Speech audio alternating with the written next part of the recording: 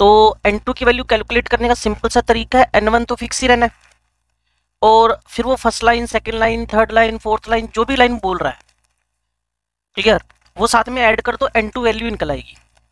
Lyman, Balmer, Paschen, Brackett, Pfund, Humphreys series का जो n1 है वो तो 1 2 3 4 5 6 रिस्पेक्टिवली फिक्स ही है, क्लियर। n2 का वैल्यू इस तरीके से निकलाएगा और ढेरों क्वेश्चन सोल्व होंगे। अब बात बनती है कि मैक्सिमम एनर्जी कैसे निकालें, मैक्सिमम एनर्जी का n1 n2 कैसे निकालें।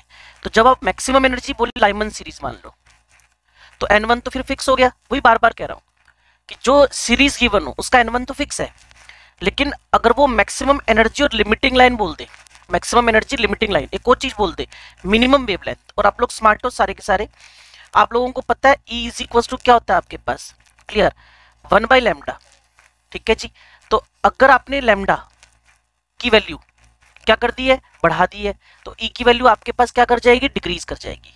तो जब आपसे वो डिस्कस कर रहे हैं ना बच्चे, क्या मैक्सिमम एनर्जी, तो लिमिटिंग लाइन तो एक स्टेटमेंट हुई गया, मिनिमम वेवलेंथ, मिनिमम वेवलेंथ, तो बड़ी सिंपल सी बात, n1 तो फिक्स होना ही होना है, लेकिन जो n2 है ना बच्चे वो हो जाएगा इनफाइनाइट। अब यूं सोच लो, अगर आपको ये डायग्राम समझ में आता है तो clear, first shell second, first fix third, first fix fourth, first fix fifth, sixth, seventh, eighth, और इनफाइनाइट पे जाके क्या हो जाएगा, maximum gap of the maximum spacing in between the shells. और मैक्सिमम स्पेसिंग का मतलब क्या हो गया, मैक्सिमम एनर्जी, और मिनिमम क्या हो गया, वेवलेंथ, और इसके साथ इसी लाइन को आप क्या बोल देते हो, लिमिटिंग लाइन। तो बड़ी सिंपल सी बात है, n2 इनफाइनाइट हो गया, तो फॉर्मूला भी वेव नंबर का और वेवलेंथ का फिक्स ही हो गया, are Z square divided by n1 square, are Z square. Z की वैल्यू मैं फिर कह रहा हूं, फिजिक्स के जब आप मॉडर्न फिजिक्स करते हो एटम चैप्टर के अंदर, वहां जेड की वैल्यू परमानेंटली 1 चलाते हैं, लेकिन केमिस्ट्री में आपको बार बार बदल बदल के देगा वो, हीलियम प्लस, लिथियम प्लस 2, तो इसकी जगह एटम बदलते रहना। इस टाइप की प्रैक्टिस आपको मिली जानी है आपके क्वेश्चन बुकलेट के अंदर जो हेलिक्स वाली है, ठीक है जी। अब बात कर रहा है वो मिनिमम एनर्जी की, अब मिनिमम एनर्जी में फिर वही पंगा, n1 तो फिक्स ही होता है, तो n2 निकालना हो तो +1 कर दो बस। अब बात को समझो, मेरे से कह रहा है वो कि लाइमन, लाइमन की अगर आपको मिनिमम एनर्जी की लाइन पकड़नी है तो 1 2 1 3 1 4, अब श्योर है ना कि 1 2 ही होएगा। अगर वो कह रहा है बाल्मर की मिनिमम एनर्जी पकड़नी है तो n1 का वैल्यू तो 2 फिक्स ही हो गया, 2 3।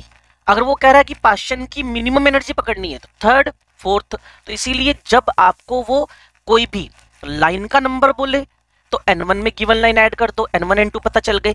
मैक्सिमम एनर्जी बोल दे, मैक्सिमम एनर्जी बोल दे तो n1 फिक्स n2 इनफाइनाइट हो गया, क्लियर। और अगर आपसे मिनिमम एनर्जी बोल दे तो n1 फिक्स n2 +1 करके आ गया, +1, n1 प्लस प्लस +1, इससे n2 का वैल्यू निकल आएगा और ढेरों टाइप के क्वेश्चन सोल्व हो जाएंगे। अब इसमें कोई आपको प्रॉब्लम फंस रही हो तो जल्दी से डिस्कस करो, नहीं तो मैं आगे चलूं। चलो जी, नेक्स्ट हमारे पास find the lambda in terms of R, ये आपने कल सोली कर दिया था मेरे ख्याल में, आप ही से बात हुई थी ना ये वाली, शायद नहीं, नहीं करा था। चलो इसको यहां से मैं रब कर देता हूं। आपके स्ट्रक्चर ऑफ एटम ही चल रहा है, मैं कुछ और तो नहीं पढ़ाना शुरू कर गया है? अब क्योंकि ना एक जगह केमिकल बॉन्डिंग चल रहा है, एक जगह स्ट्रक्चर ऑफ एटम चल रहा है, एक जगह सॉल्यूशन चल रहा है, एक जगह एस ब्लॉक चल रहा है तो कहीं और कुछ खोल अलग खोल के बैठ गया हो, है ना। तो बताना भाई, लिमिटिंग लाइन ऑफ ब्रैकेट ये बाहर कैसे होते जा रहे हैं और वापस अंदर के लिए एंट्री के लिए परमिशन मांग रहे हैं ना। Find the lambda in terms of R और जेड बराबर 1, हाइड्रोजन फिक्स कर दो। बस आपने ना सोल्व नहीं करना, in terms of R lambda निकाल कर सामने रख दो। पूरे आपको 2 से 2.5 मिनट का टाइम दिया।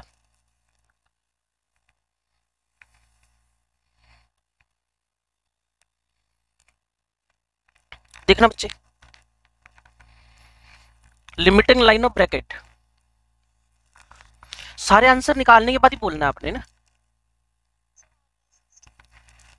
एक बार सारे आंसर निकाल ले। नहीं, लैम्डा निकालना है। एक और बात मैं आपको बता दूं, लैम्डा गलती मत करना, आर न्यूमरेटर में तो आ ही नहीं सकता लैम्डा निकालेंगे जब, है ना।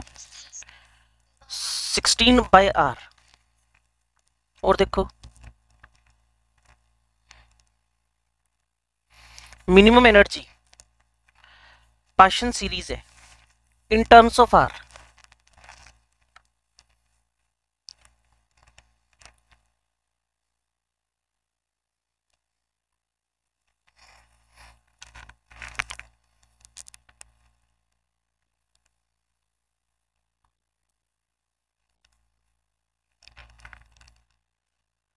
देखो जी, देखो फटाफट।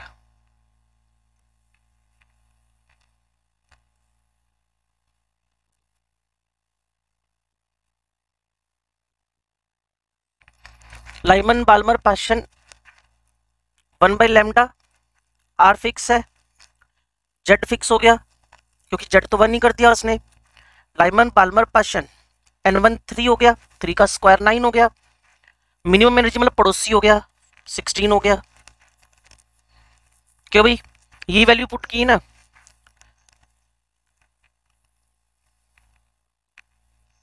तो लेमडा इज इक्वल टू क्या आंसर आ गया आपके पास? 144/7 r। r should be in denominator। Third line of P fund n1 5 है, n2 8 है। आंसर निकलेगा इसका भी। मेन टारगेट आपको सोल्व करवाना नहीं है। अब बात को समझो, मेरा मेन टारगेट इसमें क्या है कि आपको लिमिटिंग लाइन लिखी आ गई, आपके दिमाग में क्लिक ही नहीं किया what mean of limiting line, तो फिर उस फॉर्मूले का भी यूज किया है।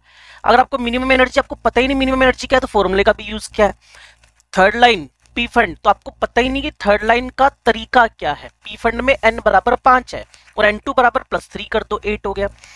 मिनिमम वेवलेंथ तो मैक्सिमम एनर्जी निकालनी है, और मैक्सिमम एनर्जी का मतलब क्या होता है? n1 1 हो गया, लाइमन है, और n2 बराबर क्या हो गया? इनफाइनाइट हो गया। आंसर आ जाएगा। मैक्सिमम एनर्जी बाल्मर कह रहा है, maximum energy Lyman Balmer, n1 का वैल्यू 2 हो गया और n2 का वैल्यू जस्ट पड़ोसी हो गया 3। तो मेन फोकस था n1 n2 नहीं पता चलेंगे ना, फिर कितनी मगजमारी करते रहो, फायदा तो है ही नहीं। वेव नंबर में आर न्यूमरेटर में रहेगा, वेव लेंथ में, अगर वेव लेंथ के लिए पूछो 1/λ नहीं, वेव लेंथ पूछ रहे हो तो डिनोमिनेटर में आ जाएगा। और 109677 इसकी वैल्यू है सेंटीमीटर इनवर्स में। लो जी, अब इससे रिलेटेड एक क्वेश्चन और पूछा जाता है, स्पेक्ट्रल लाइंस निकालनी है। ध्यान से सुनना बच्चे, बात को सुनो ध्यान से, क्या कह रहे हैं सॉरी। हाइड्रोजन एटम या फिर आयन या सैंपल, कुछ भी ऐसा लिख दे, हाइड्रोजन एटम आयन या सैंपल, मतलब कुछ भी इस टाइप से लिख दे, तो आपको करना क्या है? सैंपल समझते हुए समझना है कि उसमें एटम्स का नंबर 1 से ज्यादा है। पूरा इस पे 5 से 6 मिनट लगेंगे, फोकस करके सुनना। इसके बाद डी ब्रोगली, फिर हेजनबर्ग, फिर क्वांटम नंबर। तो इस चैप्टर का 95% एक्सट्रैक्शन आप निकाल लोगे। फिर वही आपका थॉमसन और रदरफोर्ड और ये सब है, उसको पैरेलल में थोड़ा रीड कर लो, क्योंकि रदरफोर्ड में आप पढ़ोगे भी क्या, क्लियर। रेडियम ने अल्फा पार्टिकल्स का इमिशन किया, उसको ले जाकर गोल्ड पे उसने बम्बार्डमेंट करवा दिया। अब 99% आपके पास होलो है, कौन? एटम। लेकिन डिस्कवरी किसकी कर देगा? न्यूक्लियस की। और फिजिक्स में एक फॉर्मूला आपको टीचर ने सिखाया होगा 12वीं क्लास में, नंबर ऑफ डिफ्लेक्टेड पार्टिकल्स निकालने हो तो ये फॉर्मूला निकाल लगा लो, n inversely to 1 power sine power 1 upon sine power 4 θ/2। अगर आपको याद हो तो फिजिक्स का फॉर्मूला केमिस्ट्री में नहीं है ये। फिजिक्स में ये फॉर्मूला है कि number of deflected particles in the Rutherford experiment निकालने हो तो n inversely to 1 upon sine power 4 θ/2, इससे हम डिफ्लेक्टेड पार्टिकल्स निकाल सकते हैं। तो मैं रदरफोर्ड के बारे में वैसे ही जनरल में 1 मिनट बोलने लग गया, वापिस आता हूं अपने टॉपिक पे, ध्यान से सुनना। हाइड्रोजन का सैंपल का मतलब पता है क्या है? Number of atoms are infinite, ढेरों एटम्स हैं, उसमें पॉसिबिलिटी चेक करनी है कि कौन कौन से स्पेक्ट्रल लाइंस हो सकती हैं। तो बड़ा सिंपल सा फॉर्मूला है, स्पेक्ट्रल लाइंस आपने निकालनी हो तो n(n-1/2)। मान लो उसने पता क्या कह दिया, एक ट्यूब के अंदर हाइड्रोजन का सैंपल है, डिस्चार्ज ट्यूब है, हाइड्रोजन का सैंपल है। मैंने कहा ठीक है, अच्छी बात है। और उस हाइड्रोजन के सैंपल में आपको पता है इनफाइनाइट नंबर ऑफ हाइड्रोजन है। अब इनफाइनाइट नंबर ऑफ हाइड्रोजन है तो इनफाइनाइट नंबर ऑफ इलेक्ट्रॉन्स भी हैं। अब उनमें तुम्हें ऑब्जर्व करना है कि कौन कौन सी पॉसिबिलिटी है क्या ट्रांजिशन की। तो मैं आपको पीछे लेके चलता हूं, वहां से आपको समझ में आएगी बात कि अगर कोई हाइड्रोजन का सैंपल है, ये एक एटम के अंदर नहीं हुआ है, ये ढेरों एटम्स के अंदर की पॉसिबिलिटी है। अगर आप मेरे को लिटरली वर्ड टू वर्ड सुन पा रहे हो, ये ढेरों एटम्स के अंदर की पॉसिबिलिटीज हैं। मेरी बात सुनो ध्यान से। मान लो कोई इलेक्ट्रॉन 7th शेल में था, मान लो कोई इलेक्ट्रॉन 7th शेल में था, मान लो कोई इलेक्ट्रॉन 7th शेल में था और वो पहले में जंप कर गया, बस कहानी खत्म होगी, उसकी एक फोटोन आ गया। ये किसी एक एटम में हो सकता है, किसी दूसरे एटम में इलेक्ट्रॉन छठे में था, पहले में जंप कर गया, अब और पॉसिबिलिटी क्या होगी, खत्म होगी कहानी। So these are the possibility and probabilities. Maximum कितनी पॉसिबिलिटी प्रोबेबिलिटीज हो सकती हैं?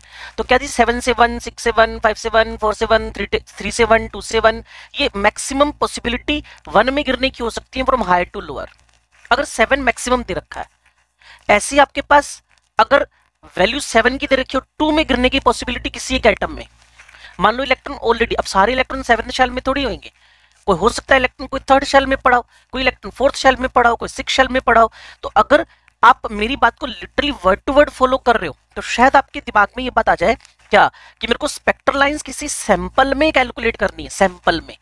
क्लियर? तो वहां कितने टाइप के चांस हो सकते हैं, लिखा ना 7th शेल है, इलेक्ट्रॉन के जंप की ऑल पॉसिबिलिटी चेक करनी हो तो 21 टाइप के फोटोन्स आ सकते हैं, 21 लाइंस आ सकती हैं। 21 जो लाइंस आएंगी, फोटोन्स आएंगे, उनकी सबकी एनर्जी अलग अलग होगी। 7वें से पहले वाले की एनर्जी अलग, 6ठे से पहले वाले की एनर्जी अलग, 5वें से पहले वाले की एनर्जी अलग। लेकिन इतना ध्यान रखो, इतना ध्यान रखो कि अगर कोई भी इलेक्ट्रॉन 7 से 1 में गिर रहा है और कोई इलेक्ट्रॉन 7 से 6 से 5 से 4 से 3 से 2 से 1 ऐसे एक एक करके गिर रहा है, तो आपको पता है कि 7 to 6, 6 to 5, 5 to 4, 4 to 3, 3 to 1, 2 to 1, कितने फोटोन आ गए? 6। और एक सीधा जंप कर गया, कितना फोटोन आ गया? 1। यहां लगेगी थर्मोडायनेमिक्स। अगर एक ही जंप में आ गया 7वें से पहले में और एक 6 जंप में आया 7 से 6 से 5 से 4 से 3 से 2 से 1 में, तो 6 फोटोन की एनर्जी 1 फोटोन की एनर्जी के बराबर होगी। The process takes place in 1 step, 7 to 1, and the same process takes place in the 6 steps, 7 to 6 to 5 to, तो 6 स्टेप में हुआ, उन सबकी एनर्जी का जो सम होएगा वो 1 फोटोन की एनर्जी के बराबर होएगा। तो कुल मिलाकर हो सकता है आपके दिमाग में बात चली गई हो कि मेरे को अगर ऑल पॉसिबल स्पेक्ट्रल लाइंस पूछ ले, all possible number of photons पूछ ले, तो मैं फॉर्मूला लगा दूंगा n(n-1) डिवाइडेड बाय 2। ठीक होगी बात? ऐसी n अगर मुझे n1 n2 दोनों दे दे, अगर मुझे n1 n2 दोनों दे दे, वर्डिंग सुनना भाई, इस टाइप के क्वेश्चन मिलने की पॉसिबिलिटीज है। तो मैं आपको मैक्स पॉसिबल क्वेश्चन कौन कौन से बन सकते हैं उस पर काम करवा रहा हूं। n1 n2 दोनों दे दे, n1 n2 दोनों दे दे, तो मान लो n2 का वैल्यू 7 दे रखा है और n1 का वैल्यू 3 दे रखा है, तो स्पेक्ट्रल लाइंस पता कैसे निकालोगे? या तो उस फोटो पे चले जाओ या क्या कर लेना, sum of difference in between n2 and n1, sum of the difference in between 7 and 3, sum of the difference in between 7 and 3 is 4। तो क्या हुआ? 4 3 2 1। ये मेरे पास टोटल कितनी लाइंस आ गई हैं? 10 लाइंस आ गई हैं। पहला केस सिर्फ हायर वाला वैल्यू देगा तो ऑल पॉसिबल कैलकुलेट कर लेना इन सैंपल। दूसरा केस अगर मुझे n1 n2 दोनों दे दे, इसके अंदर तो एक तीसरा क्वेश्चन भी बना देगा वो, जब n1 n2 देगा पर क्या पूछेगा, how many lines in the Lyman series. कोई बता सकता है? n2 से 7, n1 का वैल्यू 3 है, how many lines in the Lyman?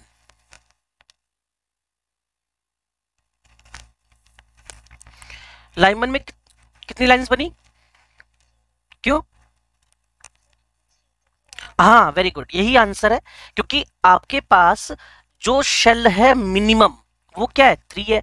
Lyman Balmer में लाइंस ही नहीं आएंगी, लाइमन बाल्मर में लाइन तब आएंगी ना जब उसके अंदर वो जंप करेगा, उसमें तो जंप कर ही नहीं रहा। तो इसीलिए इस टाइप का ट्विस्ट भी क्वेश्चन में डाल सकता है। पहला क्वेश्चन मैक्सिमम n दे दे, दूसरा क्वेश्चन n1 n2 दे दे, फिर उसके अंदर तीसरा क्वेश्चन कि आपसे जो n1 है लोअर वाला लेवल, उसकी वैल्यू देखकर आपसे लाइमन बाल्मर टाइप से कुछ ना दे, मतलब n1 3 दे दे और लाइमन बाल्मर पूछ ले, तो उसमें थोड़ा स्मार्टनेस दिखाओ कि उसमें लाइन आ ही नहीं रही है तो 0 0 हो जाएगा। और तीसरा के बाद चौथा क्वेश्चन, स्पेक्ट्रल लाइंस के मैक्स पॉसिबल क्वेश्चन बोर्ड पे आ जाएंगे। क्लियर? अगर हाइड्रोजन का एटम दे दे, सैंपल नहीं, एटम मतलब सिंगल एटम, एक ही इलेक्ट्रॉन है, क्लियर, एक ही इलेक्ट्रॉन है। अब एक इलेक्ट्रॉन में मैक्सिमम कितनी लाइंस आ सकती है अगर n का वैल्यू 7 हो? कहते जी मैक्सिमम गिनना चाहते हो तो इसको धीरे धीरे कुदाओ, 7 से 6 से 6 से 5 में, 5 से 4 में, 4 से 3 में, 3 से 2 में, 2 से 1 में, ऑल पॉसिबल लाइंस आ गई। और मिनिमम कितनी लाइंस आ सकती है? सीधा जंप करके कहां गिर गया? 7 से 1 में, एक ही तो इलेक्ट्रॉन है, तो मैक्सिमम आ सकती है 6 और मिनिमम आ सकती है 1। ये all possible type of questions है। अगर आप इसको स्क्रीनशॉट लेना है ले लो, अगर आपको समझ में आ गया तो वेल एंड गुड है, दिमाग में जाना चाहिए। लिटरेचर तो गूगल सर्च करो तो दुनिया भर का मिल ही जाता है। इस पेज से आगे चलूं भी मैं, अब दो टॉपिक आपको बढ़िया से समझा दिए मैंने, एक तो बोहर थ्योरी, दूसरा बोहर थ्योरी के बाद हाइड्रोजन स्पेक्ट्रम। क्लियर है? और all possible type of questions, n1 n2 की वैल्यू पे 50 क्वेश्चन बन सकते हैं। क्लियर? और स्पेक्ट्रल लाइन से भी 4 टाइप के क्वेश्चन बन सकते हैं। तो क्वेश्चन रीड कर लेना, हाइड्रोजन एटम कह रहा है या सैंपल कह रहा है। लो जी, लिमिटेशन है बच्ची तो बड़ा फास्ट हो सकता है। एन शेल है, सब शेल ऑर्बिटल का कोई आइडिया नहीं है। लाइन स्पेक्ट्रम का आइडिया तो है लेकिन फाइन स्पेक्ट्रम का कोई आइडिया नहीं है। मतलब सब शेल ऑर्बिटल को ये आगे फाइन स्पेक्ट्रम बोल देंगे ना। जैसे एक लाइन है ना बच्चे, जो भी बनाई थी हमने, ये वाली लाइंस है ना बच्चे, इसको अगर तुम हाई रिजोल्विंग पावर के स्पेक्ट्रोस्कोप से देखो, हाई रिजोल्विंग पावर के स्पेक्ट्रोस्कोप से देखो, तो पता है एक लाइन कई फाइन लाइन में स्प्लिट हो जाती है। One line splitted into the fine lines. उसने कहा ये क्या, एक लाइन आगे टूट कैसे गई, हमने तो लाइन ही देखी है। तो उसने कहा जी मेरे को नहीं पता क्यों ये लाइन टूट गई। तो it explains line spectrum but not the fine spectrum. ये मोनो इलेक्ट्रॉनिक पे है, मल्टी पे लगता नहीं है। जिमान इफेक्ट, स्टार्क इफेक्ट, मतलब मैग्नेटिक फील्ड में एक लाइन कई लाइंस में टूट गई। मतलब मेरे को तो सिंपल जो ऊपर ऊपर लिखा ना बच्चे, उतना बड़ा बढ़िया समझ में आता है। No explanation about fine spectrum, आगे तो कुछ भी लिखते रहो, ना मैग्नेटिक फील्ड में, ना इलेक्ट्रिकल फील्ड में, क्लियर, ना हाई रिजोल्विंग पावर के स्पेक्ट्रोस्कोप से एक लाइन का कई लाइंस में टूटने को समझा नहीं पाया। जबकि हमें समझ में आ चुका है कि शेल के अलावा भी सब शेल होता है, सब शेल के अंदर ऑर्बिटल होता है। अभी आप क्वांटम नंबर करोगे तो वहां पता चल ही जाएगा। और फिर एक तो जबरदस्ती की बेचारे की प्रॉब्लम निकाल दी, no explanation about duality of matter, no explanation about uncertainty principle. फिर तो आगे कुछ भी बोलते जाओ, no explanation about the Schrodinger wave equation. इतने ब्लेम करना भी ठीक नहीं बेचारे को। इसने शेल बोला, सारी पीरियोडिक टेबल उसी से बन रही है। कुल मिलाकर जो मॉडर्न थ्योरीज है वो इसके एक्सप्लेनेशन में नहीं आ रही है। ये बोहर्स थ्योरी के ड्रॉबैक्स हैं। लो जी, अगर इतनी बात आपको क्लियर हुई तो अब हम चलते हैं ड्युअलिटी ऑफ द मैटर पे। ड्युअलिटी ऑफ द मैटर पे ध्यान से सुनना और समझना। Clear? Dual nature of matter, duality का मतलब क्या हुआ, पार्टिकल भी है, इसके अलावा वेव भी है। कहा बिल्कुल ठीक है। क्लियर? उसने कहा जी वेव कितने टाइप की, मैंने कहा जी 2 टाइप की, ईएमडब्ल्यू इलेक्ट्रोमैग्नेटिक वेव्स, दूसरा मैटर वेव्स। जो मैं आपसे बात कर रहा हूं ये कौन सी वेव्स हैं, इलेक्ट्रोमैग्नेटिक या मैटर वेव्स? ओए, मेरी वॉइस की स्पीड 3 × 10⁸ थोड़ी है। हाँ हाँ, मैं मैटर, और ये आवाज सुन रही हो, ये वाली आवाज आ रही है कोई, ये भी मैटर की आवाज है, मैटर की। और आसपास में अगर वो सब्जी वाला निकले ना आपकी गली से तो भी वो मैटर वेव्स ही हैं। क्लियर? उसको बता सकते हो तुम्हारी जो वॉइस है, तुम्हारी साउंड हम तक आ रही है, ये मैटर वेव्स हैं। क्लियर है? और वेलोसिटी ऑफ लाइट से कौन चलती है, cosmic gamma x UV VR micro radio, जिनकी स्पीड 3 × 10⁸ मीटर पर सेकेंड है। ठीक है जी। अब पार्टिकल नेचर को अगर प्रूव करना हो तो फिजिक्स बहुत हेल्प करती है हमारी, modern physics. Clear? Black body radiation and photo electric effect, black body radiation and photo electric effect. ठीक है जी। और वेव को प्रूव करना हो तो भी फिजिक्स ही हेल्प करती है हमारी, इंटरफेरेंस एंड डिफ्रैक्शन। इंटरफेरेंस का मतलब समझते हो ना, इंटरफेरेंस का मतलब दो वेव्स का सुपर इंपोज करना। हमारा केमिकल बॉन्डिंग का कंस्ट्रक्टिव वे और डिस्ट्रक्टिव वे, वो भी हमने वहीं से उधार लिया हुआ है, कंस्ट्रक्टिव वे डिस्ट्रक्टिव वे। डिफ्रैक्शन का मतलब समझते हो बच्चे? ओए बता दे यार, अब कोई बंदे कुछ नहीं पता तो तुम बता तो सकते ही हो डिफ्रैक्शन का मतलब क्या है और किसका कैरेक्टरिस्टिक है। Diffraction is a characteristic of waves again, diffraction is a characteristics of wave again. Diffraction waves का ही कैरेक्टरिस्टिक है। क्लियर? अब इसका मतलब क्या है, कभी ना अपने दरवाजे में छोटा मोटा होल हो ना कोई, वहां देखना लाइट अंदर आ रही है, और जब लाइट एंटर करती है ना कमरे के अंदर तो वो कौन से प्रोसेस से एंटर करती है, that is known as the diffraction. वो तुम्हारे फिजिक्स में नहीं है, स्लिट एक्सपेरिमेंट से हैं कई सारे।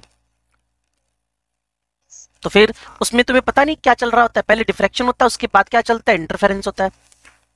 चलो, फिजिक्स की बातें मेरी केमिस्ट्री में काम नहीं आनी, लेकिन मैं आपको बताना चाहता था कि डुअल नेचर का मतलब क्या होता है। One is particle, second is a wave, and wave के दो टाइप है, ईएमडब्ल्यू मैटर, क्लियर, और पार्टिकल को पार्टिकल प्रूव करना है तो black body radiation, photo electric effect, जिसका फॉर्मूला फिक्स है क्या, that is half m v square is equal to h nu minus h d nought. मैं लिख दूंगा, कल उसकी टर्म ले लेंगे, फोटो इलेक्ट्रिक इफेक्ट की टर्म कल ले लेंगे, क्लियर। और इंटरफेरेंस और डिफ्रैक्शन जो प्रूव कर दे उसको हम क्या बोल दोगे, मैटर बोल देंगे, ठीक है। और अब मुझे इलेक्ट्रॉन के बारे में बात करनी है, जो हमारा टॉपिक है। ये वेव और पार्टिकल दोनों की तरह से बिहेव करता है। ये भाई साहब कौन बोल के चले गए, डी ब्रोगली। तो डी ब्रोगली इक्वेशन पे जाओ सीधा, उसको हम लोगों ने डराइव कैसे किया उसकी नीड नहीं है, क्लियर ना। E is equal to h c upon lambda, ये था किसका थॉट, ये किसका थॉट था भाई, E is equal to h c by lambda, Planck's quantum theory 1900 में दिया था उसने, क्लियर। 1900 रुपीज में नहीं, 1900 1900 1913 में बोहर साहब आए थे, उनके 13 साल बाद। तो E is equal to h c by lambda और E is equal to m c square, ये कौन साहब है, ये हाँ आइंस्टाइन, इसको तुम जानते हो है। और E is equal to h c by lambda, E is equal to m c square. अब देखो दोनों का जो है ना, दोनों का ये जो राइट लेफ्ट साइड है, क्लियर, वो क्या चल रहा है, सेम चल रहा है। दैट्स वाई इन दोनों को सेम कर दिया हमने, h c by lambda m c square, lambda is equal to H upon m c. और मैं आप पे और मेरे पे, मेरी साउंड वेव्स पे या फिर किसी भी मैटर पे इसको लगाना है, तो सी काट के इसकी जगह क्या कर दिया, वी। तो H अपॉन एम वी, ये मेरे पास एक इक्वेशन बन गई है। अब मैंने बच्चों को बताया कौन कौन से न्यूमेरिकल इससे बन सकते हैं और कौन कौन सी थ्योरी बन सकती है। थ्योरी तो फिक्स ही है बच्चे, कि डी ब्रोगली ने डुअल नेचर के बारे में बोला इलेक्ट्रॉन के, या ज्यादा से ज्यादा ये किस पे एप्लीकेबल है। मैं कहता जी एप्लीकेबल तो सब पे, आप पे, मेरे पे, सब पे है, लेकिन सिग्निफिकेंट किस पे है, माइक्रोस्कोपिक पे, वो बताऊंगा आगे जाकर। वन नाउ लिसन, पहला फॉर्मूला ये लगेगा, मास वेलोसिटी देखकर लैम्डा पूछ लेगा, या फिर मोमेंटम देकर लैम्डा पूछ लेगा, या मोमेंटम के रेशियो देकर लैम्डा लैम्डा वन एक दे देगा, एक पूछ लेगा। मतलब वैरायटी ऑफ क्वेश्चन जो मुझे डिफरेंट बुक्स में दिखती है। अब मैंने बच्चों से इमीडिएटली, तुमने मोल कॉन्सेप्ट तो नहीं किया ना मेरे ख्याल में, तुमने तो सिर्फ केमिकल बॉन्डिंग ही किया अभी तक, दूसरा चैप्टर चल रहा है हमारा। बच्चे सुनो, अगर CO2 मॉलिक्यूल दे दे, अगर मुझे CO2 मॉलिक्यूल दे दे, अगर मुझे CO2 मॉलिक्यूल दे दे, क्लियर, तो मुझे बताओ कि अगर मुझे उसका वेवलेंथ निकालना हो और उसकी वेलोसिटी 300 मीटर पर सेकंड हो, तो डेटा क्या क्या लिखना पड़ेगा। H तो मैं लिख ही दूंगा, आप बताओ 6.6 इन 10⁻⁻34, क्लियर, जूल इनटू सेकंड, ये तो मैं लिख ही दूंगा। वेलोसिटी भी मैं लिख ही दूंगा 300 मीटर पर सेकंड, क्योंकि ये भी एमकेएस है, ये भी एमकेएस है। अब बताओ मैं m की वैल्यू क्या लिखूं, बता दो यार।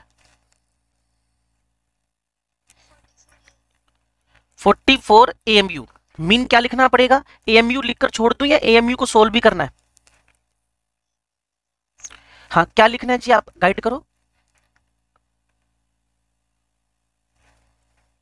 हाँ जी, फिजिक्स में मास डिफेक्ट पढ़ते हो ना बच्चे, वही मॉडर्न फिजिक्स के अंदर 1 AMU को रट्टा नहीं मारना, मासो प्रोटोन ही है ये, मासो प्रोटोन तो पता है 1.67 इन 10⁻⁻27 kg।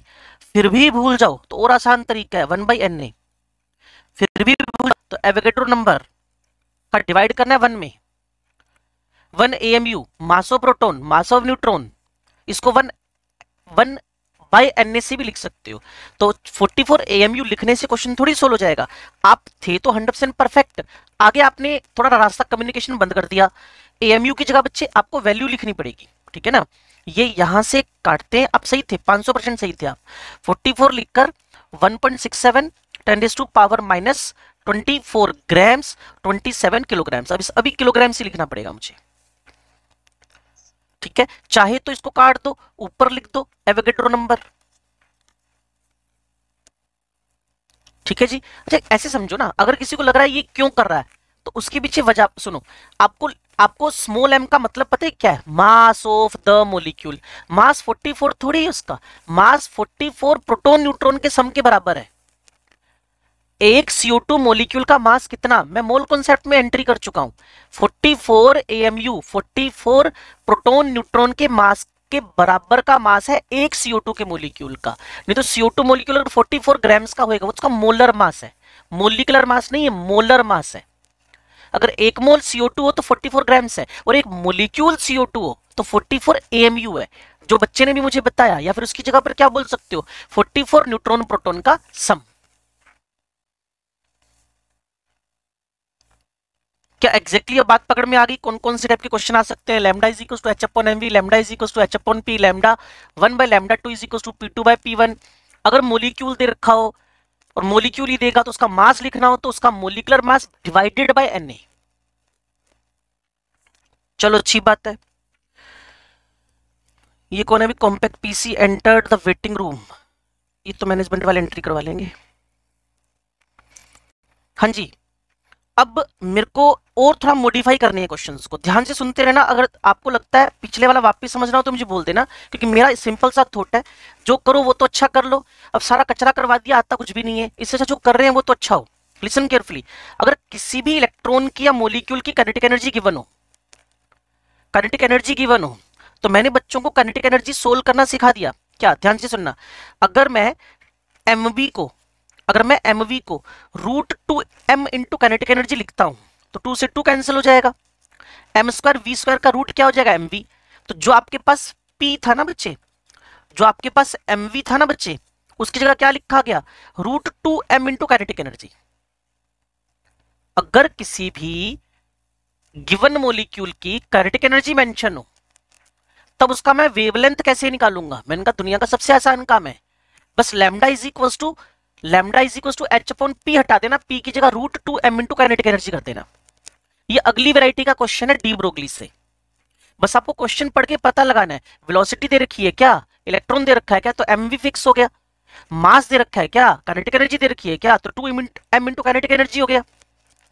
तो क्वेश्चन की वैरायटी पे जाना मेन, तो एक का मोमेंटम, दूसरे का मोमेंटम और एक का वेवलेंथ दे रखा है, दूसरे का पूछ लिया तो lambda 1 by lambda 2 P2 by P1 पे जाना। चलो जी, अब अगर आपको एक चैप्टर हल्का फुल्का याद हो 11वीं क्लास का, स्टेट्स ऑफ मैटर, वहां आती है KTG, kinetic theory of the gases. तो काइनेटिक थ्योरी ऑफ गैसेस के अंदर kinetic energy is equal to 3/2 RT। ये एवरेज काइनेटिक एनर्जी है, ये पर मोल है, सॉरी पर मोल है, और ये पर मोलिक्यूल है। अगर आपको केटीजी की एक पर्टिकुलर अजम्पशन याद हो तो मैं आपको बोल के बताता हूं। Kinetic energy of the molecule is directly proportional to absolute temperature. फिर मेरे पास एक फॉर्मूला था काइनेटिक गैस इक्वेशन वाला, PV is equal to 1/3 capital M V RMS का होल स्क्वायर। मैंने इससे एक डेरिवेशन ले लिया किसका? 3/2 RT का। Kinetic gas equation PV is equal to 1/3 capital M molecular weight VRMS whole square, root mean square velocity. इससे मैंने काइनेटिक एनर्जी का फॉर्मूला बना लिया। अब पेपर में मैं गया, मुझसे पता है क्या क्वेश्चन पूछ रहा है? मेरे से टेम्परेचर देकर, पता नहीं आप सुन पा रहे हो कि नहीं, टेम्परेचर देकर मोलिक्यूल का, फिर पूछ रहा है इसकी वेवलेंथ निकालो। मैंने कहा ये कौन सा अजीब सा क्वेश्चन हो गया, टेम्परेचर देकर वेवलेंथ निकालूं? फिर भी मैं परेशान नहीं हुआ। मैंने क्या किया, हाँ जी, फिर मैंने क्या किया, kinetic energy is equal to 3/2 kT। 3/2 kT मैंने काइनेटिक एनर्जी का पुट कर लिया, 2 से 2 कैंसिल हुआ। मेरे पास फाइनल फॉर्मूला क्या आ गया? H divided by √3m into kinetic energy, sorry Boltzmann constant and temperature. Boltzmann constant की वैल्यू शायद आपको पता हो, आपने पहले फॉर्मूले पे ध्यान दिया, पहले फॉर्मूले में R है और इसके नीचे पता क्या लिखा हुआ है? पर मोल। और दूसरे फॉर्मूले में पता क्या लिखा हुआ है? पर मोलिक्यूल। आपको K के बारे में अगर पता हो तो बहुत अच्छी बात, नहीं तो मैं आपको बता रहा हूं, जो आपके पास K है ये गैस कांस्टेंट में एवोगैड्रो का डिवाइड है।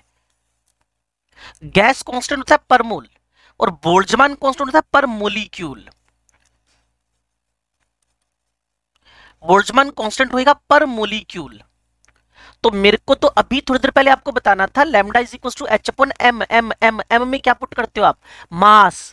तो भाई जब आप यहां पुट करोगे lambda is equal to H upon √3m K, ये पर मोलिक्यूल ही पुट करोगे ना बोल्ट्जमान कांस्टेंट। और टेम्परेचर, कई बार तो इस पे भी आगे क्वेश्चन पूछ लेगा, दो टेम्परेचर देकर वेवलेंथ रेशियो पूछ लेगा, तो ये आ जाएगा answer, lambda by lambda 2 is equal to √T2/T1। तो वैरायटी ऑफ क्वेश्चंस आपके पास, वैरायटी ऑफ क्वेश्चन सिर्फ डी ब्रोगली पे, सिर्फ डी ब्रोगली पे। तो अगर आप एक रिव्यू करना चाहते हो तो lambda is equal to H upon m v, lambda is equal to H upon p, lambda 1 by lambda 2 is equal to p 2 by p 1। और उसमें जो छोटा वाला एम है, स्मॉल एम है, मास है, वो उसके लिए molecular weight by Avogadro put करना पड़ेगा। फिर भी कंफ्यूजन था तो मैंने 2-3 बार एक्सप्लेन किया how the AMU is connected with grams and kilograms. फिर अगर काइनेटिक एनर्जी गिवन हो तो formula lambda is equal to H upon root 2 m into kinetic energy. फिर अगर काइनेटिक एनर्जी के बारे में बात ना करके टेम्परेचर के बारे में बात कर ले, मोलिक्यूल का नाम दे दे, तो भी कोई टेंशन नहीं है। Lambda is equal to H upon root 3 m into k t. K कौन है? Boltzmann constant. ये किसके लिए होता है? Gas constant divided by Avogadro Boltzmann per molecule, not per mole. अगर उसके बाद भी वो तो टेम्परेचर देकर, दो टेम्परेचर देकर वेवलेंथ का रेशियो मांगे तो lambda 1 by lambda 2 is equal to root T2 by T1। और उसके बाद आपको शायद पता हो, ये तो फिजिक्स में बड़ा फेमस है, इलेक्ट्रॉन भी, प्रोटॉन भी, अल्फा भी।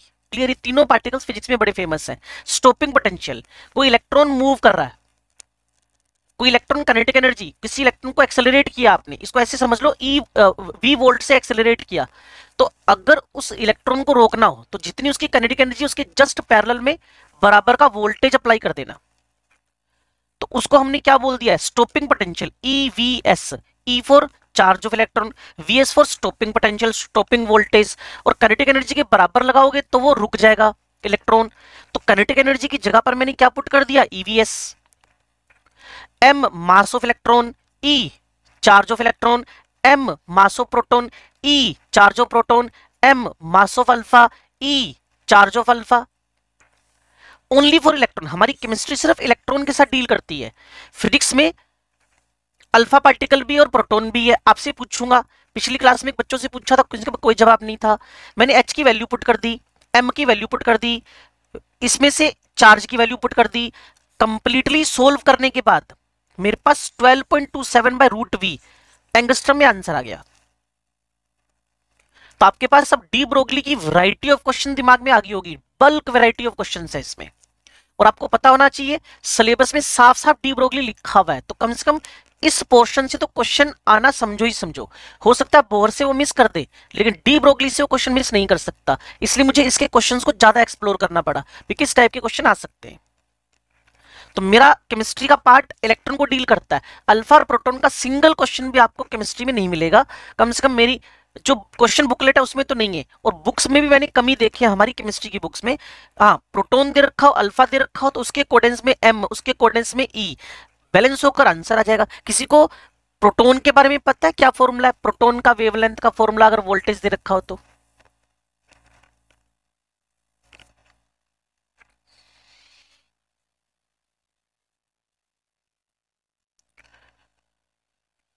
बोलो भाई।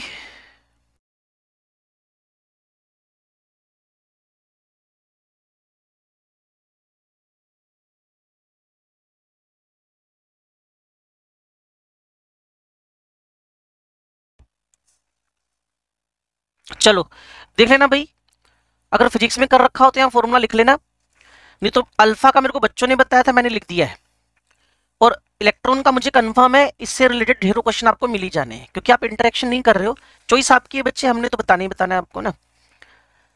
चलो अभी अगला क्वेश्चन एक और आ रहा है, जिससे रिलेटेड भी क्वेश्चन ढेरों मिल जाएंगे। Number of waves in the Bohr orbit. अब देखो, जो बोहर है और डी ब्रोगली है, जो बोहर और डी ब्रोगली है, अगर आप मेरे को सुन पा रहे हो, बोहर और डी ब्रोगली है, इन दोनों में क्या सिमिलरिटी है? जो बोहर का कॉन्सेप्ट है ना, वो बोलता है electron revolves around the nucleus in stationary circular path, जबकि डी ब्रोगली क्या बोल रहा है? Electron revolves around the nucleus not in circular stationary path as well as in wavy path. अब अगर आप मेरे को सुन समझ पा रहे हो, क्लियर, तो यहां मैंने लिखा जी mvr is equal to NH upon 2 pi. कल बात हुई थी आपसे, किसी को पता है mvr is equal to NH upon 2 pi का मीन क्या हुआ?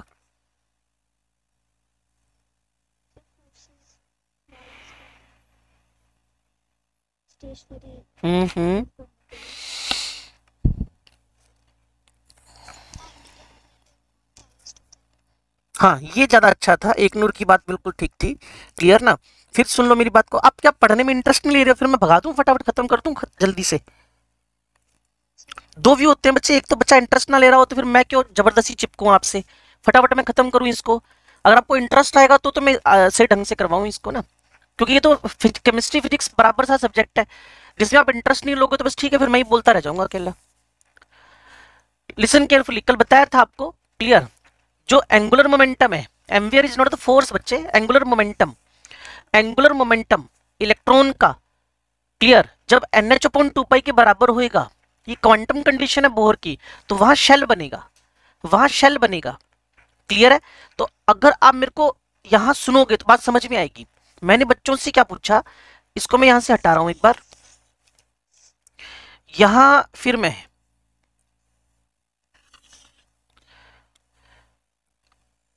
ये वन वेव है, ये सेकंड वेव है, ये थर्ड वेव है, ये फोर्थ वेव है।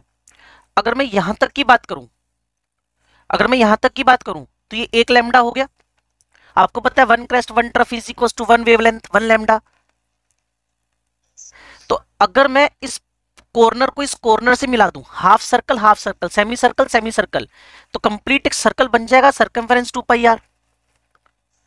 तो अगर किसी भी शेल के अंदर, किसी भी शेल के अंदर वेव्स गिननी है आपने, वेव्स, तो बड़ा आसान तरीका होता है, शेल नंबर बता दो बस उसको।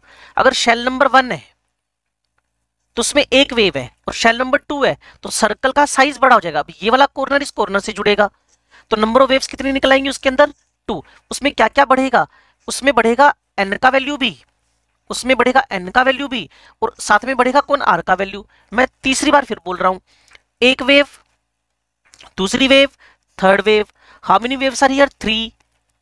तो अब इस कॉर्नर को इस कॉर्नर से ज्वाइन कराओ, सर्कल का साइज और बड़ा हो गया। तो जिधर n बढ़ता जा रहा है, पैरेलल में कौन बढ़ती जा रही है, r बढ़ती जा रही है। तो उसने कहा जी अगर मुझे n lambda number of waves is equal to circumference लिखना हो तो मैं इजीली लिख सकता हूं n lambda is equal to 2πr, n lambda is equal to 2πr, number of waves is equal to 2πr। और कौन कौन वेरिएबल है, n बदलेगा साथ साथ में r बदलेगा। तो अगर आप इस क्वांटम कंडीशन को डिराइव करना चाहते हो n lambda is equal to 2πr से, अगर आप क्वांटम कंडीशन को डिराइव करना चाहते हो n lambda is equal to 2πr से, तो आप इसको डिराइव कर सकते हो कैसे, ध्यान से सुनो, n lambda is equal to 2πr, n lambda is equal to 2πr, और इस लैम्डा की जगह पे हमने ये डी ब्रोगली इक्वेशन रख दी, h/mv। और जैसे ही तुम लोगों ने 2π को यहां से कट करके डिनोमिनेटर में पेस्ट किया, और इधर से mv को इसके डिनोमिनेटर से कट करके इसके साथ क्रॉस में मल्टीप्लाई किया, तो n lambda is equal to n lambda mvr is equal to nh/2π derive हो गया। तो जिस क्वांटम कंडीशन को बोहर बोल नहीं पा रहा, समझा नहीं पा रहा, सिर्फ बोल के चला गया क्या कि mvr is equal to nh/2π होता है, हमने वहां से क्वेश्चन निकाल लिया एक, लेकिन उस क्वांटम कंडीशन को डी ब्रोगली इक्वेशन की हेल्प से आप डिराइव कर सकते हो। और उसी से हमने क्वेश्चन और नया निकाल लिया, how many waves in the third shell 3, how many waves in the fourth shell 4, how many waves in the fifth shell 5, how many waves in the third shell 6 shell. बस n का value put करते जाओ, 2πr निकलता जाएगा। अब इस बात को ध्यान से ऑब्जर्व करना हो तो इसका लिटरल मीन ये था। अब आपको पता है इसमें कितनी वेव्स हैं, how many waves are here,